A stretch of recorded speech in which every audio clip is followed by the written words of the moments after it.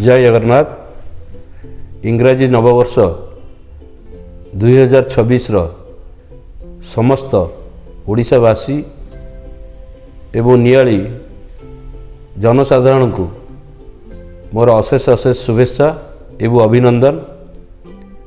महाप्रभु जगन्नाथ पाखरे मोर एतिकी प्रार्थना ए वर्ष 2026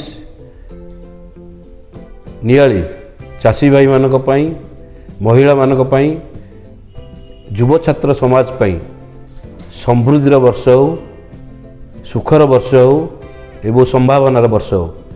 आसंतु एई वर्ष आमे समस्ते मिलिमिशि शपथ नवा, ए नुआ वर्ष रे संकल्प नवा किभली भावरे नियाली को एक विकसित नियाली गठन करिबारे आम समस्त सहयोग करिबा।